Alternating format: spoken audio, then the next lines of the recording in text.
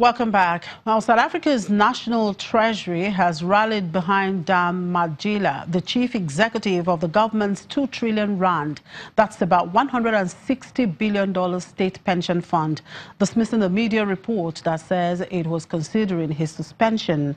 Madjila, at helm of the Public Investment Corporation, Africa's biggest fund manager since 2014, has come under fire in recent weeks after one opposition party, the United Democratic Movement, asked the Treasury to suspend and investigate him for misusing funds. The UDM alleges that Madjila used funds to bankroll a business of someone close to him.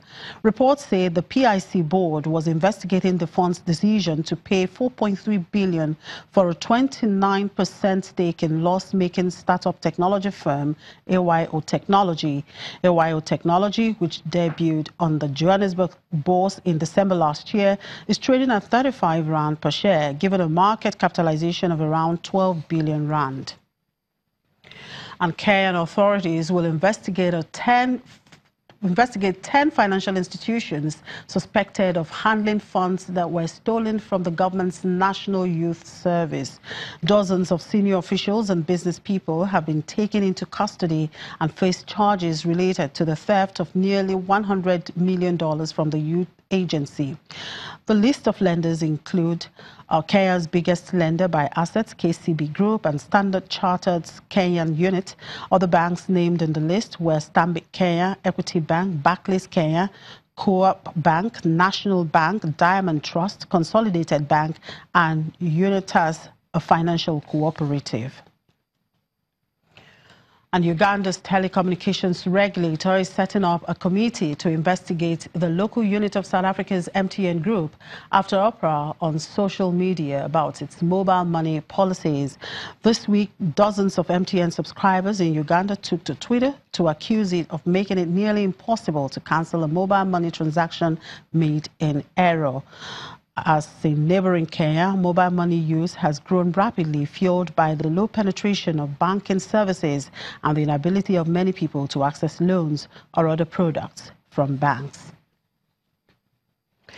Now let's look at commodities. Indonesia is preparing for a worst-case scenario should the European Parliament's draft of a ban on the use of palm oil in biofuels get approved by the European Commission and European Council. In January, members of the European Parliament voted in favor to phase out the use of biofuels made from palm oil by 2021 to fulfill the EU's Renewable Energy Directive, which aims to reach a renewable energy target of 27% by 2030, including in transport fuels. A decision on whether the ban will be legally imposed in all EU country members will be made in 2019. If approved, Indonesia and Malaysia, who together produce nearly 90% of the world's palm oil, will suffer a hard blow. What will this mean for global oil supply? Let's bring in Temitope Olubile, one of the research analysts at Financial Derivatives Company, to talk to us. Hello, Tope. Good afternoon. Thank you very much for joining us. Thank you for having me. So Indonesia, the world's largest producer of palm oil, is currently facing a ban on its exports to the EU.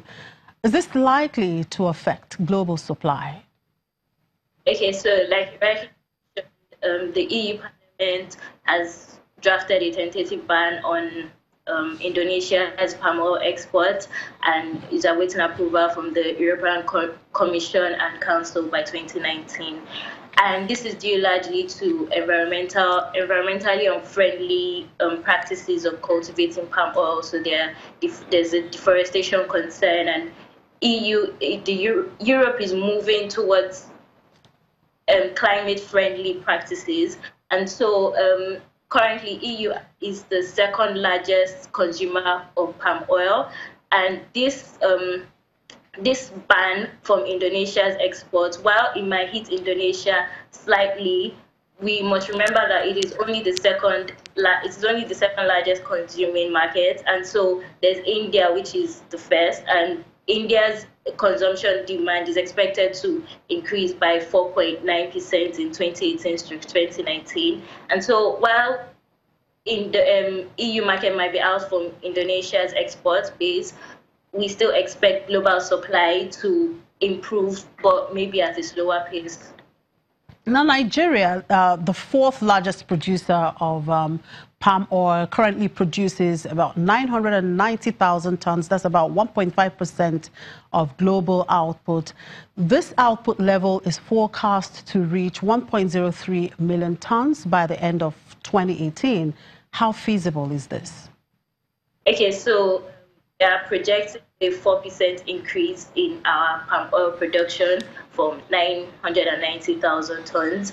And currently, efforts are being made to increase our self-sufficiency in palm oil production. We have palm oil producing states like Imo entering into joint ventures with foreign investors. We also have the plan to resuscitate Okitibata oil palm in Ondo State.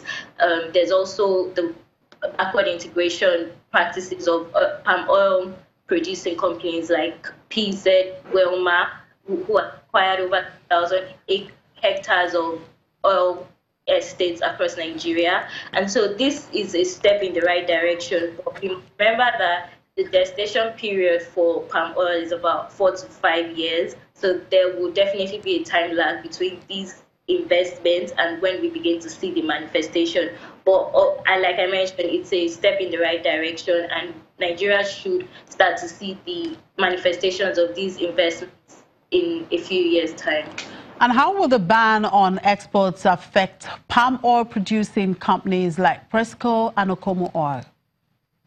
Okay, so Nigeria currently produces 990 tons of palm oil, but this production is not enough to meet our demand, which is about 2.7 million tons. And so we depend largely on importation of this commodity. And so with the likely loss of the EU market from the Indonesia export base, there are also talks that Indonesia is looking into Africa to expand its export base. And if it continues to look into Africa, we believe that it will start to look into Nigeria, because Nigeria is the largest economy in Africa. And so this increased look into Nigeria would increase our supply, would increase palm oil supply into Nigeria. And this will mean that all palm oil producing companies like Presco and Okumu will begin to compete